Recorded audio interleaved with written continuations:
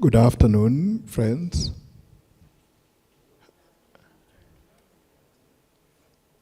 I want to begin by apologizing that we are starting a few minutes late.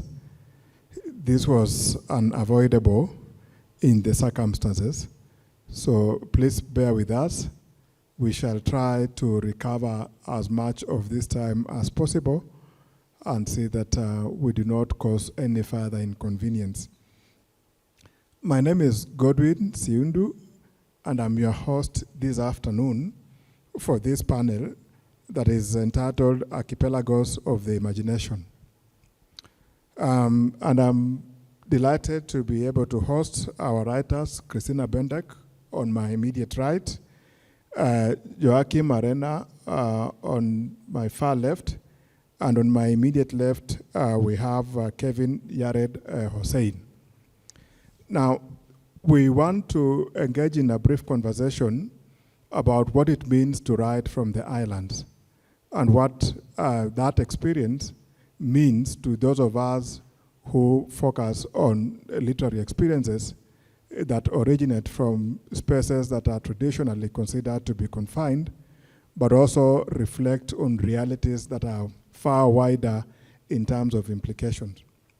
And to start us off, I want to invite our panelists to guide us through a set of self-introduction. They'll tell us who they are, what they do, why they do what they do, and why we are here. So without much ado, I will take the Commonwealth approach by starting on my far left. For self-introduction, Joaquim, karibu.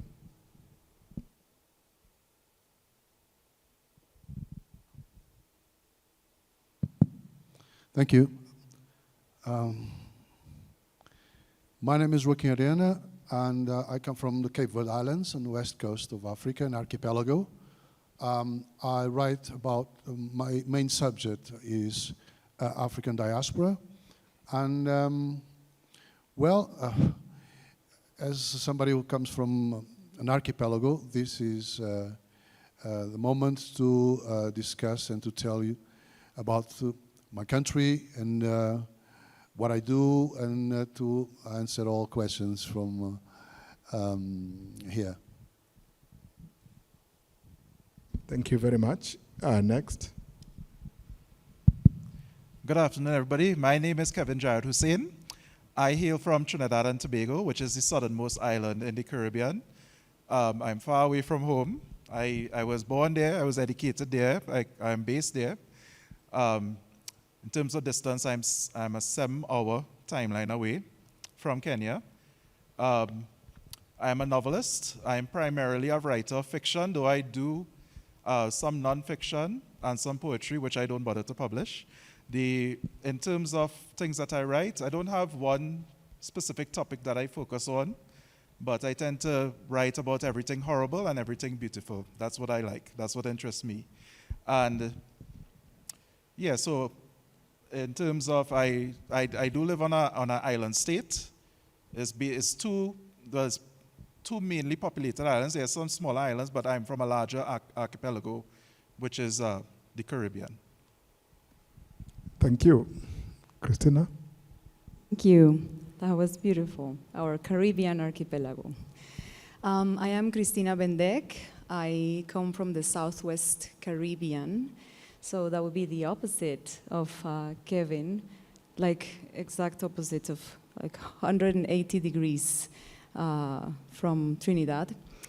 We are multi-border, multi-diasporic territory. It's a large territory. It's actually Colombia's largest department, although not many of us, even in the islands, are aware of this reality. I was born there. My heritage is there. Many mothers in my lineage are from San Andres, Providencia, and Santa Catalina. And since I turned 16, I've been on and off my island, San Andres, the capital. My island is 27 square kilometers. You can tour around the island in 1 hour. And this was my universe where my upbringing took place.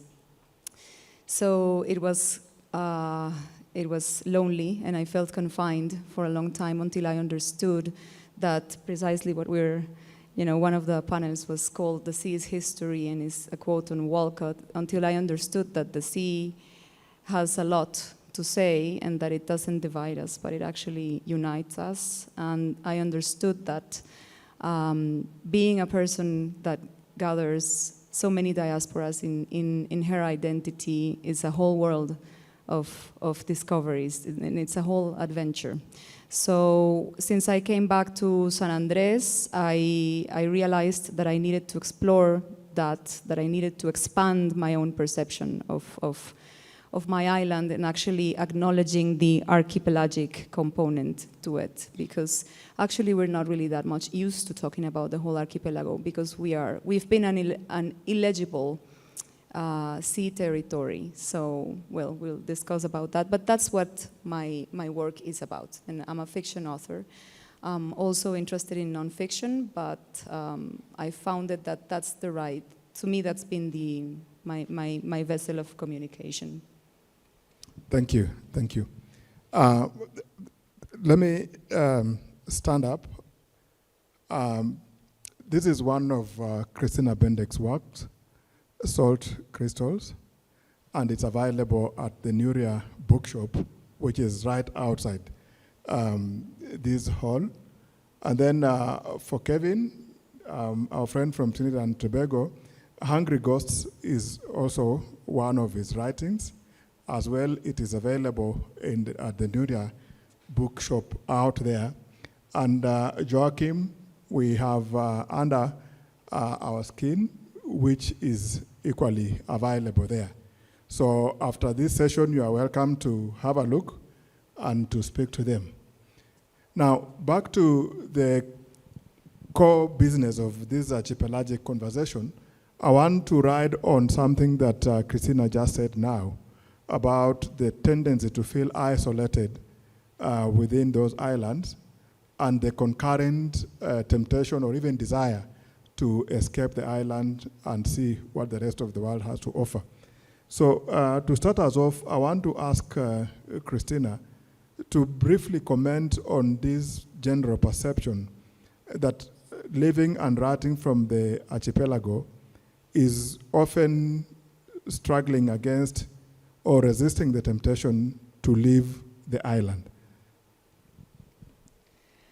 Oh God, I don't want to extend too much because I could.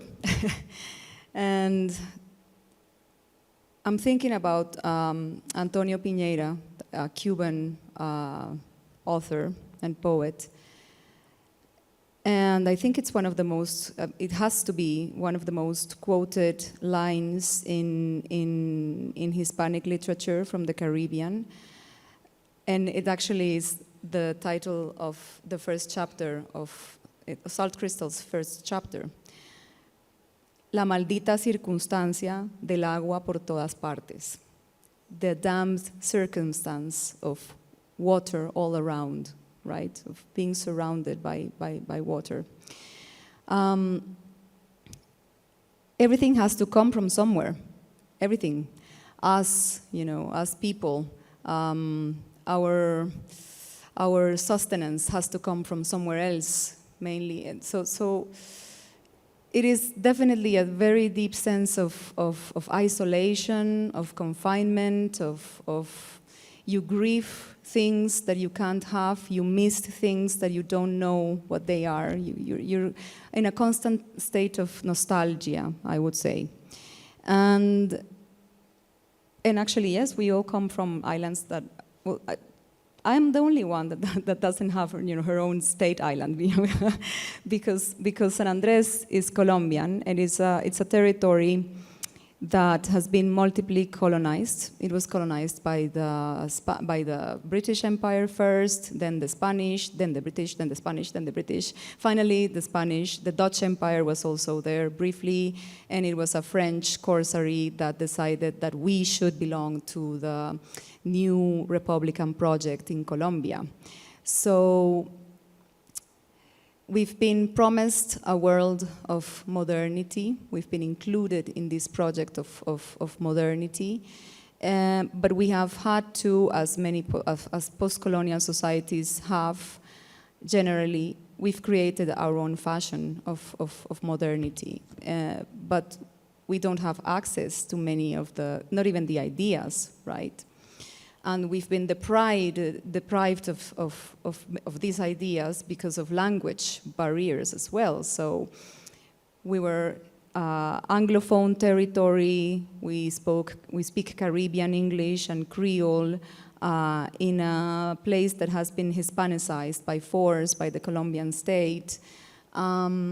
So we do long for so much, for so many things that we cannot really access. And only now, only recently, only until, I don't know, maybe 8 years ago, we had like a permanent and stable internet connection. So maybe now, in these very crazy post-colonial times, we can maybe dream of participating in a more cosmopolitan, global kind of culture, and maybe make ourselves visible through our own stories. Yeah. Yeah, and you talk about the different historical experiences with different colonial powers. And as we know, that has always come with implications in terms of the language of literature. In fact, those of us who read around Caribbean literature, a recurring issue is usually the question of the most appropriate language to carry the weight of island experiences. In your writing, have you had to deal with that? Yes, I wanted to do something really crazy, which was writing in English. Then I realized I couldn't. I didn't have maybe the focus and besides, English is also a colonial language. For us, it's a statement to keep speaking English in a Hispanicized territory, of course, and because it's a language that carries 4 centuries of memories, of our oralities, but I decided it would be in Spanish, and I made many choices of multilingualism to include the Creole mother tongue and to include some English there, because to reflect on this conundrum. Thank you. Let's see. I mean, we have Joaquim at the very end. And when you look at, I think the St. Andrew experiences, they are removed, of course, in terms of place, but in terms of the essential human desire, the reality that you are at a place that is present but barely visible. Yeah, well, I can tell you that what I am because I'm an islander, and my culture, my people, my Creole language, my songs, my stories, they are part of the islands. Maybe I should explain you when the Portuguese arrived in Cape Verde Islands in 15th century. There was nothing there, just birds and maybe some trees. So they brought they enslaved people from Africa. They brought them to Cape Verde in order to just leave them for a while before selling them to the Americas. And at the same time, there were these Europeans like Portuguese, Spanish, French, Italians coming to crossing the Atlantic. Some of them would stay there. So we are mixed people. So and after after slavery, we have 10 islands. After slavery, we began to populate other islands, but we were already free men and free women. So we built our culture. It's a mixed race culture, and all we have created. I mean, all the cultural expressions, our music, it deals with the reality of living in isolated places, because we have Madeira Island, Azores Island, the Canary Islands, and then we have Cape Verde Islands. And the first the first decision we took in order to survive, because we were isolated, and because we are very close to Sahara Desert, we have droughts. It's part of our geography. We can't escape it. So it was to leave and to go to America. How? It was through the whaling ships, American whaling ships, because they would come. Looking for whales. So they would need people for their crew, because at the time it was hard to find sailors that could stay for 2 years on the ocean. So Cape Verdeans had the opportunity to join these ships, and so they began to go to the United States. So I can tell you that Cape Verdeans are the first black people ever to go to America as free men. It was late 18th century, early 19th century. And if you go through Moby Dick, the novel by Herman Melville, there is a sailor from Santiago. I live in Santiago, and the biggest island of my archipelago. So it means that we were already important in order to this great novelist to have a character from my archipelago. Well, islands are part of our imagination, and it comes from the early ages. I mean, Ulysses coming to Ithaca 20 years after, and all Robinson Crusoe and Friday, we always had this thing about islands, the magnetic attractions, even though it's a small place, it's small. A piece of land surrounded by water, but there is this attractive.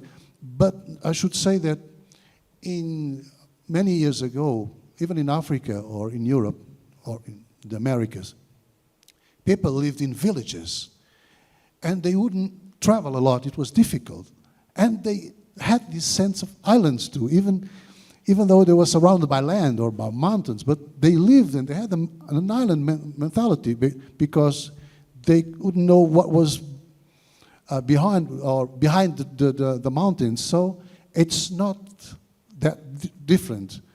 Of course, it changed nowadays with the transportation and the roads, etc., etc. But think of 200, 300, 400 years ago, people would live isolated.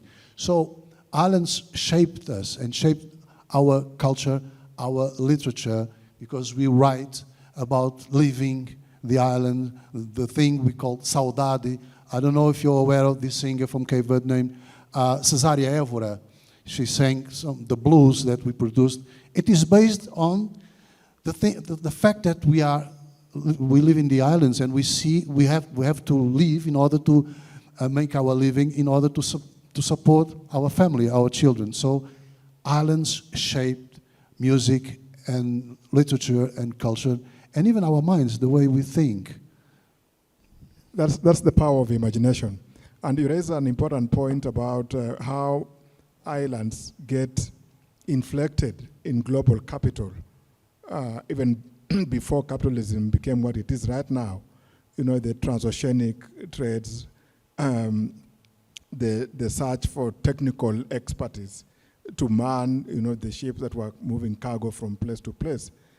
And it leads me to another question, which relates to how, in the general imagination, islands have been associated with the exotic, with the beautiful, with, some sort of a carefree life. I don't know if that has somehow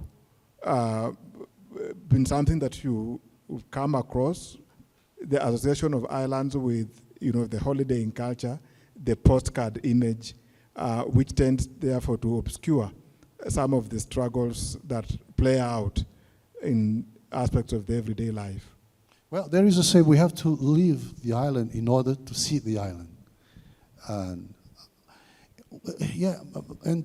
there is another say that it goes like, the paradise is only paradise for those who are visiting it, not for those who are living it.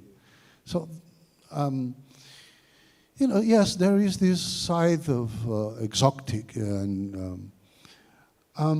but if in the Pacific Islands, some of these islands there were some cannibals there that would eat people, so it wasn't so pleasant, or so it wasn't a paradise. I don't know what to say about this, but this attraction power. I just mentioned the Pacific Islands. What I think is what brought people to leave the continents and to sail across the Pacific Islands and to go and live in an island like Easter Island or Hawaii, or the small tiny islands. This is something that I'm an islander, but it has nothing to do with the Pacific Islands. So even the distances, it's unbelievable. So what I'm saying is that through our, history of mankind, we've been attracted. Even painters like Gauguin, they all had this thing about islands. I think it goes back to maybe to our ancestors when we are trying to find some kind of not a paradise, but a special place beyond the oceans, you see. And I can't come to any other idea. It's always the curiosity, to see what's beyond the horizon, you see, because the horizon is very powerful. And, well, this is what I can tell you about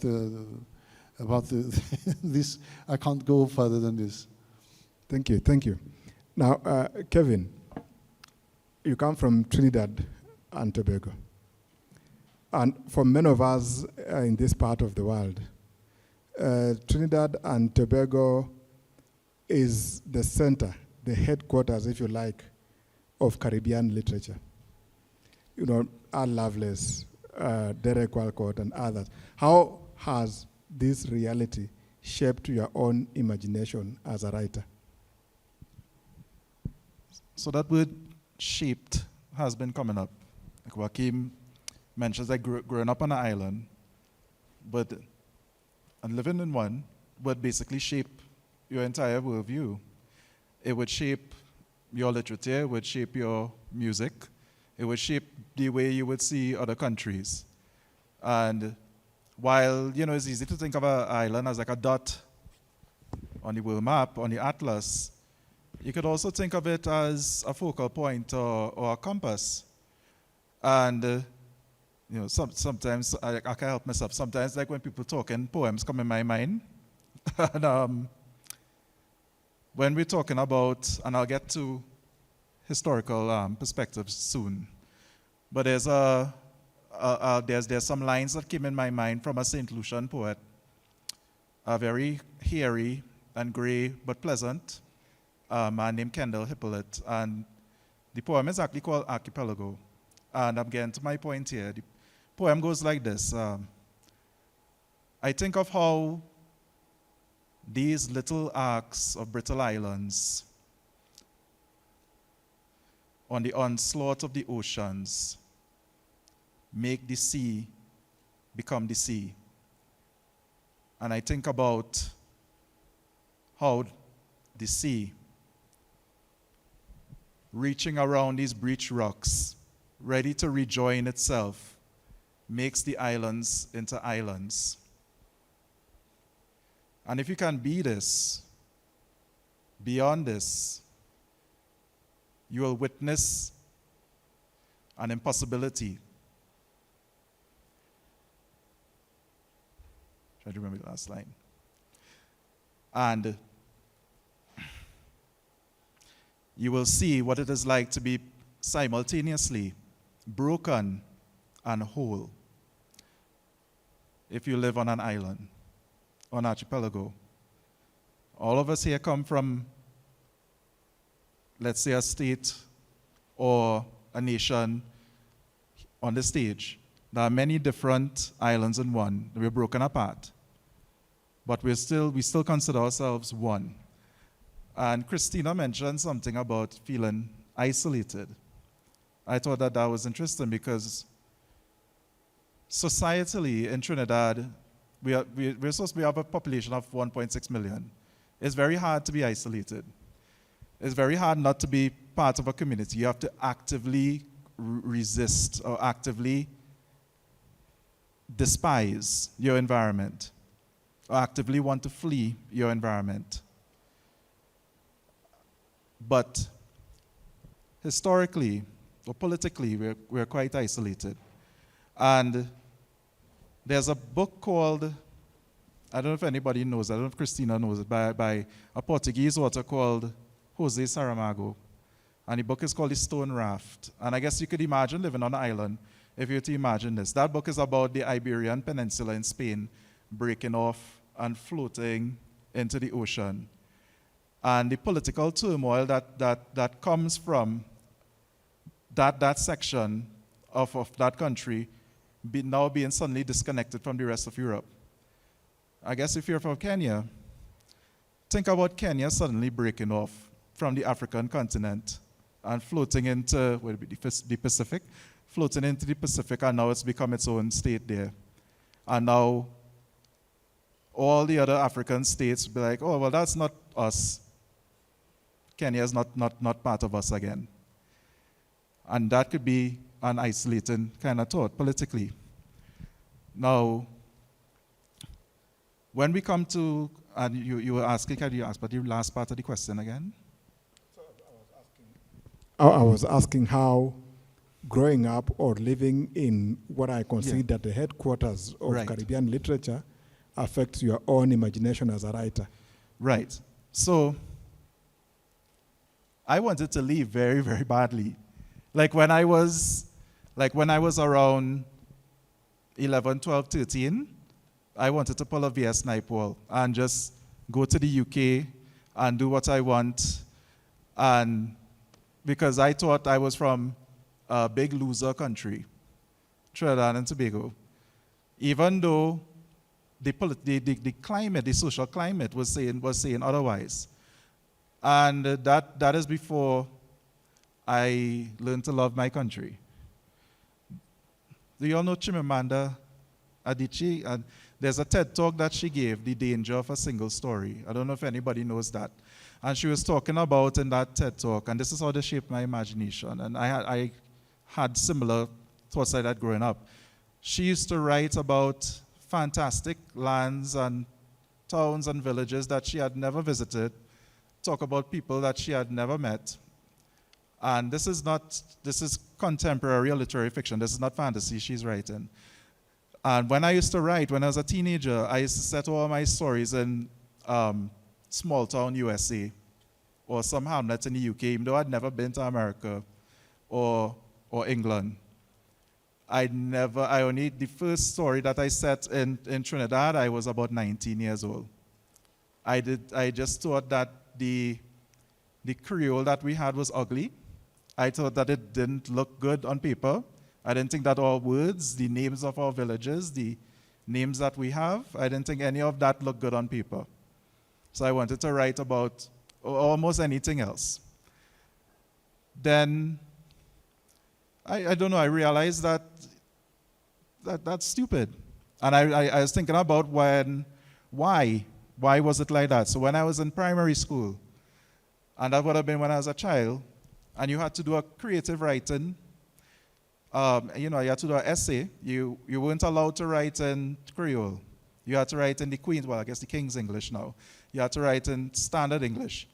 The only way you could have written anything in slang, dialect, patois, whatever you want to call it, is if you were quoting dialogue. Otherwise, it was prohibited, seen as dirty. And even though the teachers would be, in class, they'd be speaking standard English, as soon as the bell rang, the same teachers would be back to Trini Creole English, patois, but they'll be teaching us to, And there's a long, long, long history with that. And a lot of us grew up with thinking that everything around us is dirty. and everything around us is part of some loser culture. And I'm sure the educators had the opposite in mind. They wanted us to aspire to be something else that wasn't us. Now, it's really only when I started reading more Caribbean literature. That sounds weird because I grew up in the Caribbean. You can't find Caribbean books in the bookstore. If you find it, it's in some shelf that's hidden in the back. That's like, I guess what you'd call like the ghetto of the bookstore, that you'd probably have to ask someone to get something. But that changed when I actively started to explore Caribbean literature and explore the works of and poems and short stories. Because, believe it or not, a lot of those things weren't taught in school. We were taught Shakespeare. We were taught almost everything else. That has since changed, but you could see how wanting to escape our own history, wanting to escape our own culture, could have an effect on a mind like mine, an effect on how you just wouldn't love where you come from. And if you don't love where you come from, you would see no value in investing there, in writing about there, in even imagining yourself there. But thankfully, that has changed with me. Yeah, I think listening to you, Kevin, it reminds me that Ngugi wa Thiong'o's most famous essays, Decolonizing the Mind, could actually have been speaking to many, many people beyond Africa and so on. So now you raised the question of language, the Trini Creole, the Patois, and others. Quite apart from the fact that these languages stand up against the authority of the English language and other European languages, would you say, for example, that these languages have become the tool of choice for literary imagination, or are they isolated cases? I probably only could speak for myself personally. When I wrote this novel here, Hungry Ghosts, I didn't really expect to publish it or anything like that. When I wrote it, there's a lot of words in there, a lot of foods, and names of plants, Borgri, Bokano, Baganchoka, Tawa, lots of Hindi words, lots of just words that we use. And I usually if you were to go back to what I say, a lot of golden age Caribbean literature, like Sam Selvon, you might find a glossary in the back that say, this word means this means this, this means this. And I always thought that I was cowardly of the publishers, not the authors. The authors would not have much argument back then. I always thought that was cowardly, because if you were reading a book and it has sushi in it, there's no in the back, well, sushi is rice and fish and or croissant, or what the English call the toilet, the loo. There's nothing in the back or no footnote that's trying to explain that. The Irish, the Russians, the Japanese, the Koreans, they write anything, and they put their own words in there. And sometimes you have to be brave enough not to italicize those words. Those words, our words, belong in that language just as any other words. They don't need to be italicized or exoticized or be set apart in any way. And that's my political view on it. When it comes to place names, tree names, medicinal names, all of these things, you only become aware of them. How do I know what sushi or sashimi or anything is? I've never been to Japan.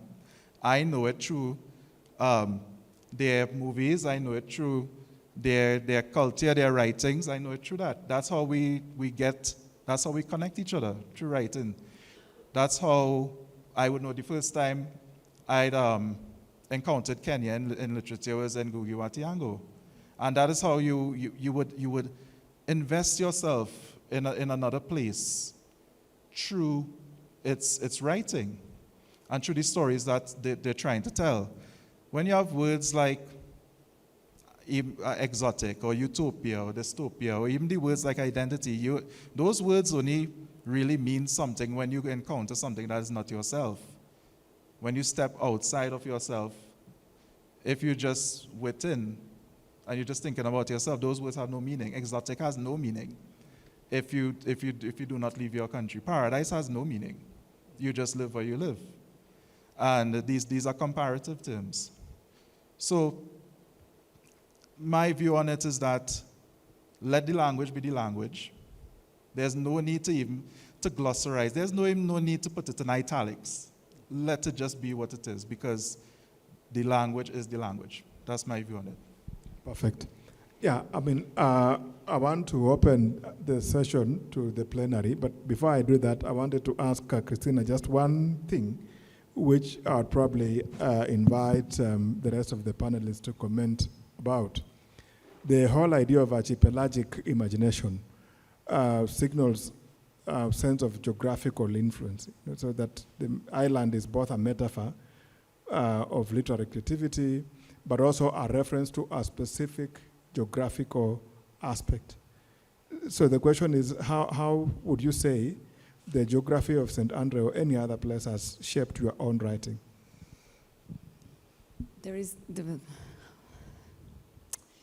Since I come from an island that belongs to a continental, very centralist state, I've always had to explain what being an islander is. So I was just hearing, for example, Joaquim saying like, I'm an islander, and it's what shapes everything that I do, of course. And you don't have to explain that to any of your fellow country people, you know, but I do. And with the additional complication that the way that I look doesn't really inform what everyone else believes, the imaginaries that people have about our Afro-Caribbean and multi-diasporic identities in San Andres. So I've always had to explain what being an islander is, you know, and I've always struggled against these narratives, these childish, you know, ways of seeing Black people in Colombia and Afro-Caribbean people. And I was just thinking, I was just reacting internally to so many of my co-panelists' words, because they all ring so many bells and echo within me, because there is no way that you can, I mean, you could, of course, you can survive if you stay in San Andres forever, but if you want to participate in this modern promise and modern lifestyle, and if you want to participate in the world from such an isolated location, you have to leave. It's only until very recently that we have a university, and the university doesn't even include, it's not a full cycle university. Kids just can go there and study for 2 years, sort of leveling the poor education outcomes of high school, and then maybe go to the continent to join the rest of the education cycle. So you have to go, you have to leave. If you want to be a professional, if you want to complicate your own self and go deeper into existence, you have to leave. And as we've been discussing, leaving is a way of realizing the island. Like the full picture comes together, right? The full picture comes together, and also you realize that you're not as alone as you thought you were. In human experience, right? You realize, oh, okay, so many other people in Colombia also have this problem. There are native indigenous communities, for example, that have been Hispanicized. The whole country, basically, in its bordering areas and whatever is not central, has also been colonized, and it's been quite violent as well. So we're not that lonely in this struggle. But we do have to explain what it means to live in a place that can only be accessed by air or by sea, and that has been completely politically isolated from the Central American region that we naturally, biologically, and culturally identify ourselves with. Because if we joined together the Central American Caribbean basin, from all the way down, from Belize all the way down to Panama. We would have Creole-speaking peoples, and we would be 6 million people right now. We are a nation of 6 million that's been divided by what my fellow author, historian Javier Ortiz Casiani yesterday referred to as the selfish border of nation-building processes. And yes, I've always had to explain what it means to be from an island. How do you eat that? How do you feel that? What does it mean, right? Why is it different from being from the continental space? Not just in terms of culture, not just in terms of what can be laid out through language, but in spiritual terms. It is different. There is a sense, there is both a richness and also a sense of dispossession that comes because we have inherited also the plantation system legacies, right? Our islands were prisons. And our islands were also, in the particular case of San Andres, maroon spaces. Maroons from Jamaica populated San Andres in the 17th century, for example. And the rebel pirates, you know, and Scotsmen who wouldn't really abide by the rules of their captains or whatever, they stayed in San Andres. Or stranded people, you know, or castaways, and so on. So it's a place also of promise. It's also a landscape of promise, of the promise of freedom.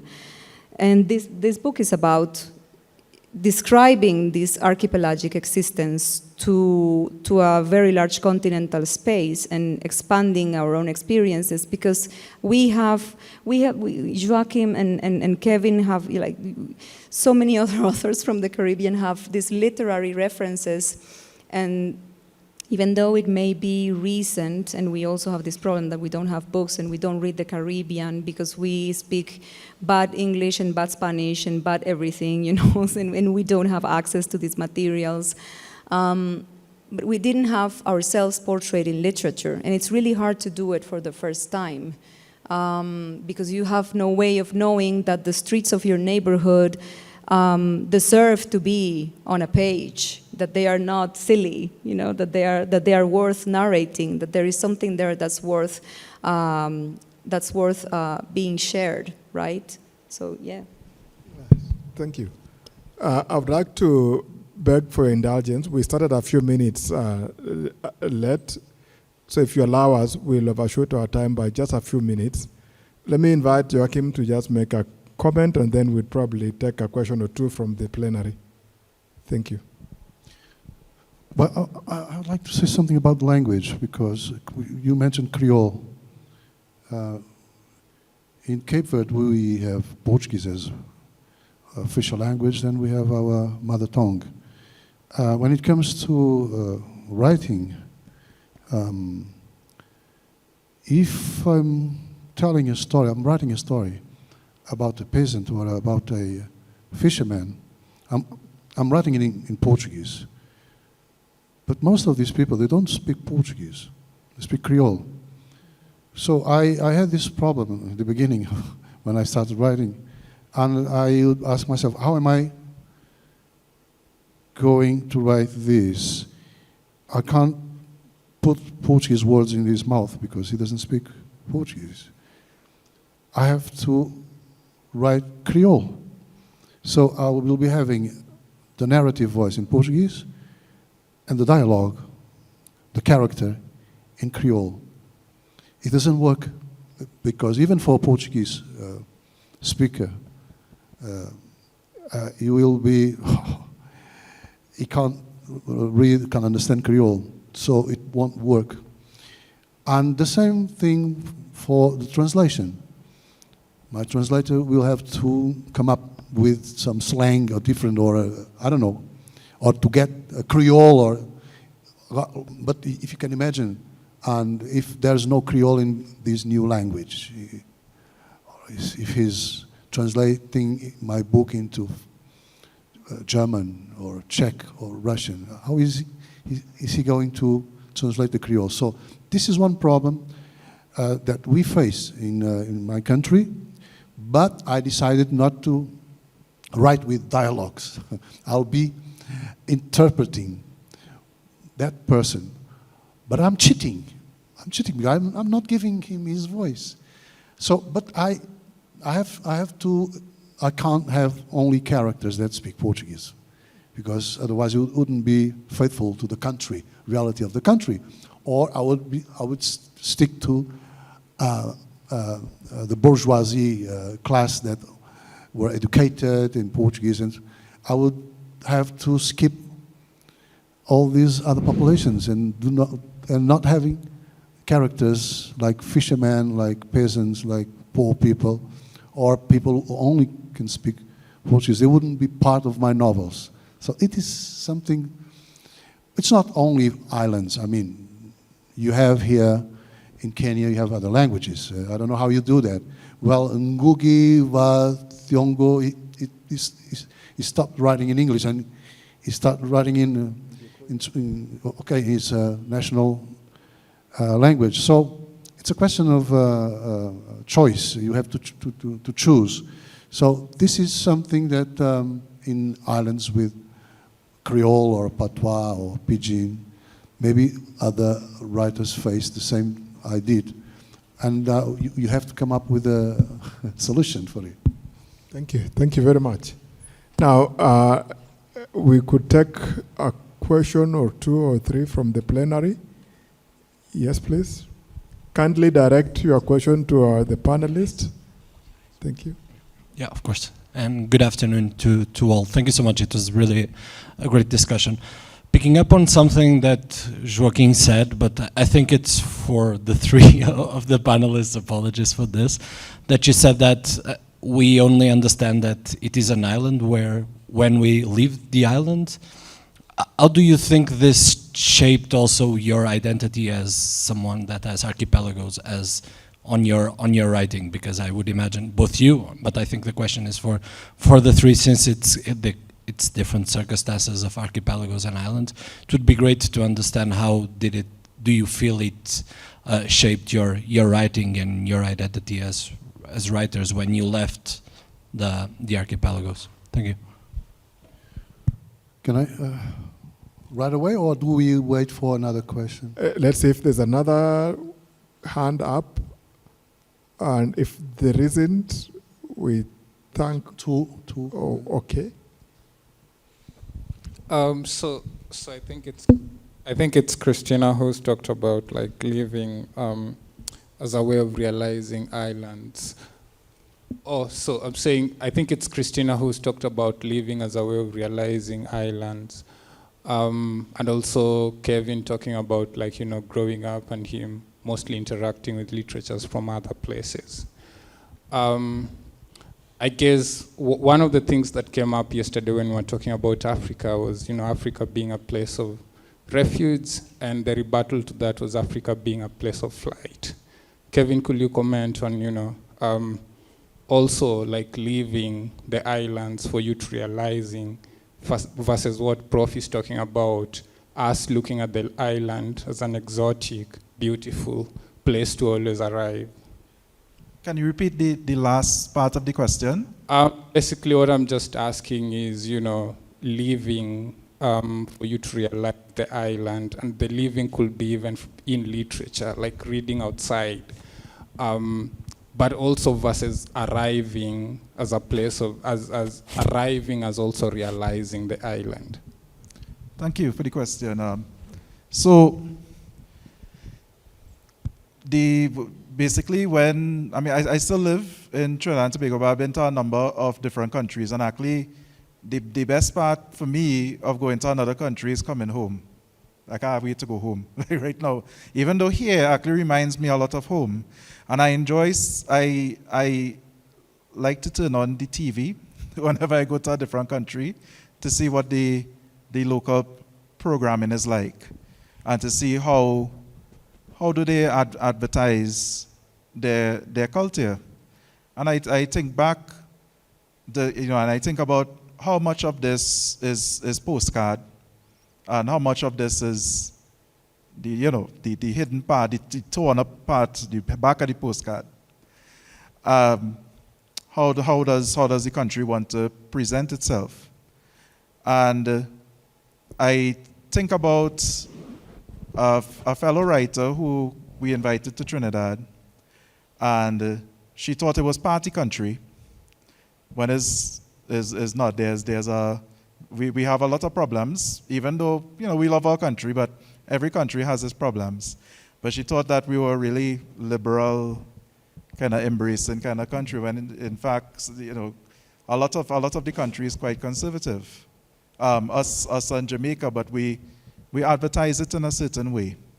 And you get some pushback when let's say you're to write a book and you're to expose some of the ugliness within the country. Be like, what are you doing, boy? Wait, you bad talk in the country, nobody want to come. But I don't know, I see a country as a product of all those things, and not just the beauty and what you put it for. There is beauty, but that beauty is amplified even more if we were to look at the darker parts of the country, be able to appreciate those parts. But that's how I think of it. Maybe I should answer before I forget the questions. Well, how living in an island or being from an island shaped my identity. I remember my first trip I took to Portugal, to Lisbon. I was 6 years old. So it was unbelievable. I saw the ocean for the first time. So I can tell you that each time I come down from a mountain, in a road, and I have the ocean in front, I have the horizon, it always reminds me that day. I can feel the same, I can have the same feeling I had at 6 when I came down to take the ship to come to Portugal. So, and on the other hand, islanders, I think, well, at least in Cape Verde, this comes from centuries. We were isolated at the time. Few ships were passing by. So every time somebody came to visit us, we had to receive him very well. So we have this word, which is mora beza, which means hospitality. We still do. We say, I'm going to do a mora beza to this French guy that just came. He's about to come. He's staying with me. So maybe that's because we were, at the time, we're still forming our societies. 200, 300 years ago, few ships would pass by our island. So we had to treat very well our visitors, and that shaped our identity. And at the same time, we had this curiosity about what was beyond, what was behind the horizon. And but when we would leave the island, because of it was an island, it was a very small place, but it was our home. It was home, it was our place. We had always this feeling of coming back. All Cape Verdeans, I have to tell you that we have much more population outside of the country than inside of the country. We have only 500,000, and we have about 1.5 million immigrants in Europe, in the United States. So we always come back to the small island, and within the island, the small village. So this gives you an idea of your place in the planet, where you belong. And just to finish, I can tell you, the coming home is something unbelievable when you live, when you're in an island. Last February, I was in India, in Northeast India, and I took 6 flights to go there for a conference. And I remember when I arrived, when I was coming to Cape Verde, when I arrived in my island, Santiago, and I saw the small island. I was coming from the most populated country in the world, India, and I was coming to an island with roughly 150,000 people. So it gives you a sense of belonging, and that goes to your writing too. I can't say, I'm not the one to say, maybe the critics can spot this, but I'm sure it will reflect on your writing, all this. Thank you very much. Cristina, you have something? Yes. I will try not to extend myself, but it's very emotional because my experience is, of course, since we have to go out almost, well, whomever has the privilege to do that, returning is both amazing, you know, to find yourself back in the place. You acknowledge it as it was before. You acknowledge the place that it is within you. You know, then you understand if you go to a larger city and then come back, and the farther and the longer you stay outside, the effect is like deeper. Then you realize so many things about yourself, about the person that you've been experiencing yourself as being outside. This is why it shocks me so much. Like, for example, I migrated to Bogota, city 2,600 meters above the sea level, little oxygen, people would speak more, you know, slower, and the mountains in the city, and the haze, the fog in the mornings, and the cold, and everything. And I got used to this, and then I came back to San Andres, and my bones were like oiled. You know, everything in my body felt like coming back to place, and I understood so many things about who we were. But also coming out, so this novel is about returning 14 years after not living in San Andres. And realizing also that I am a particular, and we all are very particular. Well, you, Joaquim, were insistent on, we are Creole people, we are mixed people, we have everything on our ascendance. And I think we hold lots of histories of colonization in the world. So also coming out, and I was trying, and every time I do this, every time I travel, I still do it actively, I pursue it actively to try and find what is it from my own spirit that connects me to the place that I am visiting.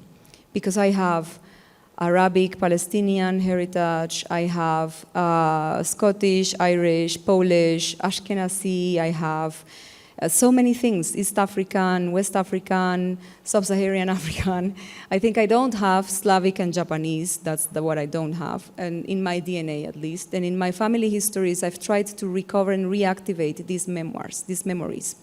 And when I go back to San Andres, then I can rejoin the part of the diasporas that are still there, the Palestinian and the African and the Colombians living there, the continental mainlanders living in the islands and so on.